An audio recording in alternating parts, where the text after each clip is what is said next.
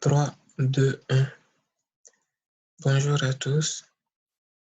Bienvenue à notre séance de live tuto sur la médecine de précision pour des traitements personnalisés.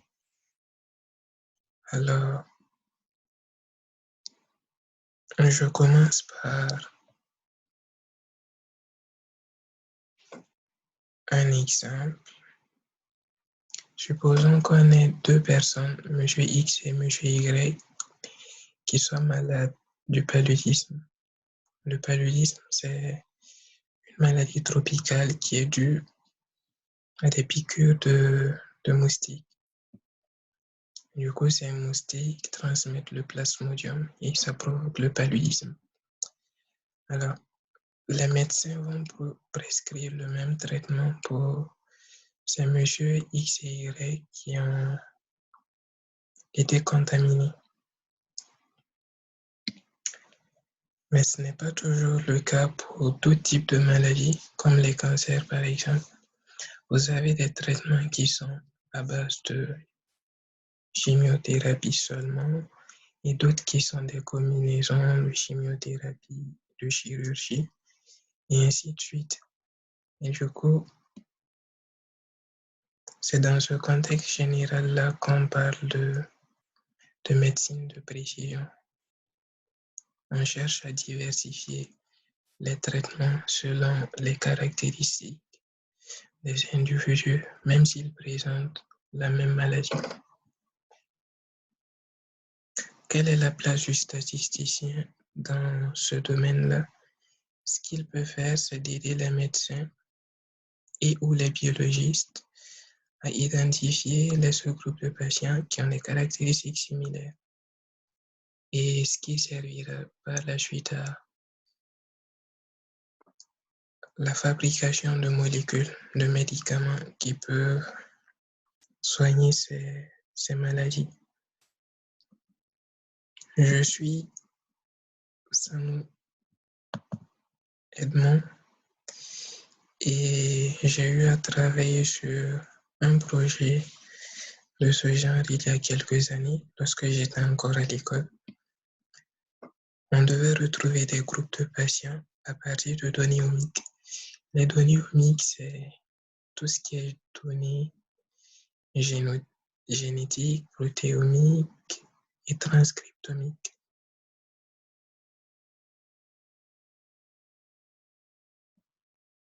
Le cancer, c'est une maladie qui est caractérisée par la prolifération incontrôlée de cellules dans l'organisme.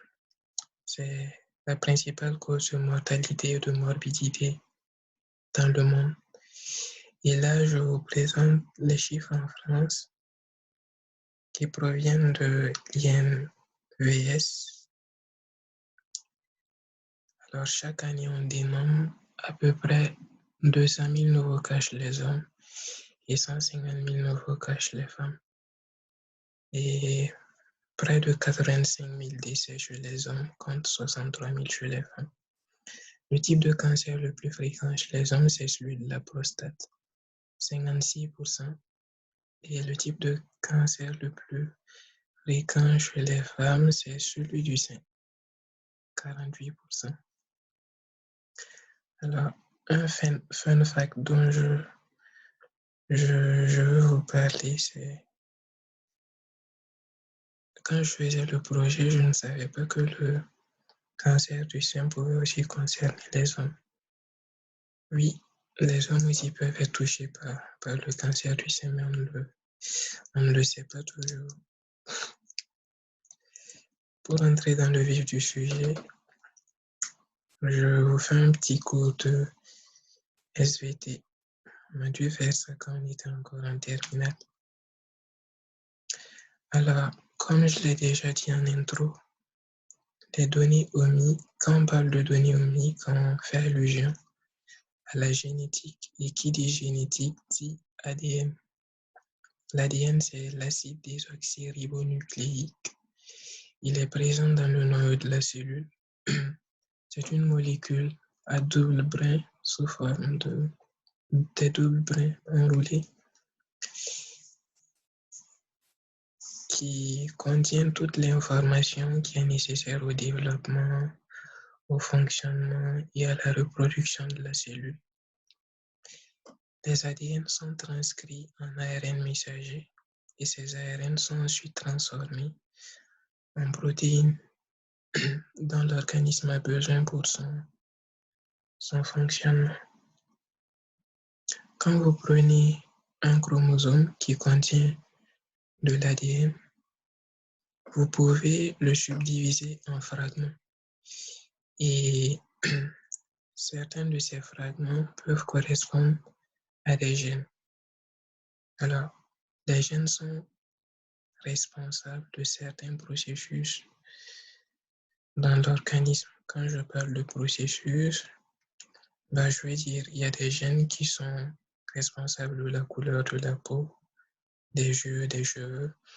Et il y a certains gènes qui déterminent la facilité aussi à développer certaines maladies. On dénombre à peu près 20 000 gènes dans le génome humain, mais on ne connaît pas encore tous les processus auxquels ils sont associés. Nos données proviennent du projet TCGA, The Cancer Genome Atlas. C'est un projet open data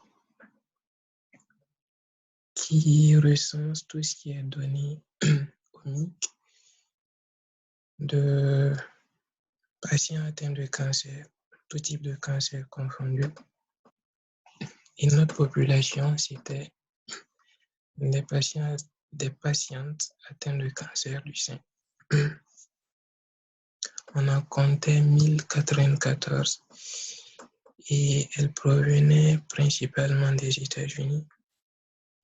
Comme vous pouvez le voir sur l'histogramme, sur la diapositive, les tranches d'âge les plus représentées étaient celles de 50 à 59 ans et de 60 à 69 ans. Je ne vous présente qu'une partie du projet et ça sera l'analyse qu'on a effectuée sur les données de séquençage d'ARN. Ce sont des données transcriptomiques, du coup des données d'ARN messager. Là, vous avez une capture d'écran de la base. Je rappelle que les données sont libres d'accès, du coup il n'y a pas de clause de confidentialité qui a été violée. Alors, en ligne, on a les individus et en colonne, on a les gènes. Et à l'intersection, c'est le nombre de comptes normalisés d'ARN messager. Du coup, c'est des données de comptage, mais des comptages qui ont été normalisés, vu qu'on a des nombres avec des virgules. On a commencé par visualiser nos données et à établir des fils de sélection. 20 000 variables, c'est beaucoup et on n'est pas sûr que toutes les variables apportent forcément de l'information. Du coup, il faut faire de la sélection. Le critère utilisé pour la sélection est assez technique et je ne vous en parlerai pas, mais pour ce qui est de la visualisation, on a utilisé l'analyse en composante principale qui est une technique de réduction de dimension. Du coup, elle permet de projeter les données sur les axes les plus explicatifs.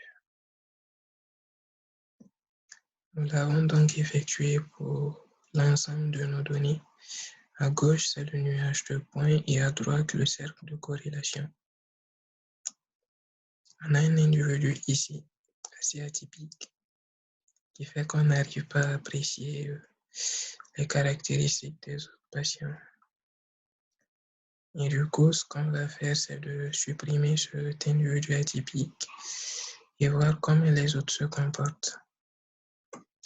Je fais un peu l'analogie souvent avec les élèves d'une classe où on a un groupe réduit d'élèves qui ont de très bonnes notes. On peut calculer la moyenne de la classe et trouver qu'elle est relativement élevée, mais ça ne veut pas dire que tous les élèves sont bons. Il y a juste un biais qui est dû à la moyenne. C'est pas une statistique résistante aux valeurs extrêmes. En supprimant cet individu atypique, on a cette nouvelle distribution. Et vous voyez qu'on peut mieux voir nos patients. L'objectif, c'était de trouver des patients qui partagent des caractéristiques communes. Et pour ce faire, il y a un outil en statistique qu'on peut utiliser qui est la classification. De façon précise, la classification non supervisée. On a utilisé le K-means qui est justement une méthode de clustering, classification non supervisée. J'essaie d'expliquer de façon brève le principe du K-means. Si par exemple vous voulez faire un clustering en 2 classes avec un nuage de points, vous commencez par choisir de façon aléatoire 2 centres de gravité et vous affectez à ces centres les individus les plus proches pour une première itération. Et pour l'itération qui suit, vous recalculez vos centres de gravité à partir des 2 premiers groupes et vous réaffectez encore les individus pour cette deuxième itération et vous répétez l'opération jusqu'à ce que l'algorithme se stabilise. Donc c'est ça de façon simple, bon, de façon générale, le principe du K-means. Qui dit clustering dit choix de nombre de classes. Du coup, vous avez sans doute dû le remarquer, je dis que les centres de gravité étaient choisis de façon aléatoire. Et du coup, on peut lancer un K-means une première fois sur des données. Et en le répétant la seconde fois, on n'aura pas forcément les mêmes résultats parce qu'il est très sensible à l'initialisation. Et du coup, à moins d'avoir eu à fixer la graine aléatoire, par exemple, mais on veut, nous ce qu'on a fait, c'est de trouver un critère qui nous permettrait d'avoir des classes assez stables. Du coup,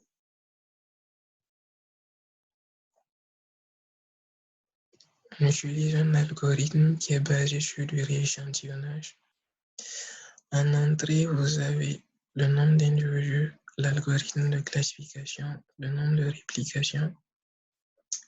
On commence par appliquer le clustering sur la base complète. On découpe ensuite les résultats pour un nombre de classes variant entre 2 et 10. On avait fixé le nombre maximal de classes à 10. Et ensuite, ce qu'on fait, c'est des réplications. Pour chaque réplication, on choisit de façon aléatoire 90% des individus et on effectue un clustering sur ces 90% qu'on va comparer au clustering qu'on a fait sur la base complète. Alors, ce qu'on est en train de faire là, c'est de la perturbation de données. Je fais une classification sur 100% des données et après je fais une classification sur un certain pourcentage, différent de 100 bien sûr, les données et j'essaie de voir si j'ai les mêmes résultats. Et pour comparer les partitions, on a utilisé l'indice de Rand qui permet justement de faire ce genre de comparaison. Alors, l'indice de Rand permet d'évaluer la similarité entre deux partitions comme une fonction du nombre de paires en accord. Et nous l'avons utilisé dans sa version ajustée parce qu'il est plus facile à interpréter. Du coup, pour des indices de Rand qui valent 1, les deux partitions sont identiques. Et pour des indices de Rand qui sont autour de 1,5, les partitions sont parfaitement aléatoires ou presque aléatoires. Là, c'est la formule de l'indice de Rand. Pour la formule de l'indice de Rand ajusté, vous pouvez chercher sur sur le net. Et du coup, VP c'est pour vrai positif, VN vrai négatif, FP faux positif et FN faux négatif. Valeur absolue, c'est pour dire le nombre. Ok. J'ai dit que c'était une fonction du nombre de paires en accord. Et du coup, quand je dis vrai positif, c'est j'ai deux individus qui étaient dans la même classe pour la première classification, qui sont encore dans la même classe pour la deuxième classification. Là, c'est des vrais positifs. Vrais négatifs, ils n'étaient pas dans la même classe pour la première classification. Dans la deuxième classification, ils sont toujours pas dans la même classe. Du coup, là, c'est des paires qui sont en accord. Et au dénominateur, on divise par tout ce qui est paire possible. Faux positif et faux négatif, ça sera lorsqu'on a un cas ou l'autre. On a un qui est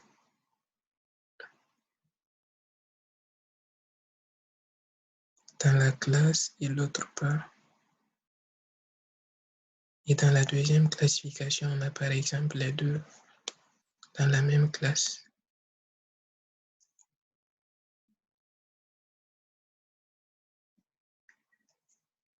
On a appliqué cet algorithme sur nos données transcriptomiques et voici les résultats qu'on a obtenus pour des nombres de classes qui varient entre 2 et 10. Vous pouvez voir que c'est pour le découpage en deux classes qu'on a les valeurs les plus élevées en termes de moyenne et aussi de médiane. Et du coup, on a choisi de faire un clustering en deux classes. Et là, c'est la projection sur les deux premières composantes de l'ACP de nos classes. On peut dire que c'est parfaitement discriminé. Bon, c'est assez bien séparé. Et du coup, si on voulait conduire le projet plus en profondeur, ce qu'on peut faire, c'est essayer de comprendre pourquoi ces deux groupes, en les interprétant en fonction de données cliniques, de caractéristiques sociodémographiques, des trucs de ce genre. Et peut-être qu'on pourrait trouver des caractéristiques communes qui permettraient, par exemple, de développer des médicaments spécifiques à ces groupes-là. Donc, c'est en gros cela, la médecine de précision, c'est juste identifier des groupes et peut-être même aller jusqu'à l'échelle du patient de façon individuelle et lui proposer un traitement. Et ce que les statisticiens peuvent faire justement, c'est d'aider les médecins ou les biologistes à identifier ces groupes. Merci pour votre attention.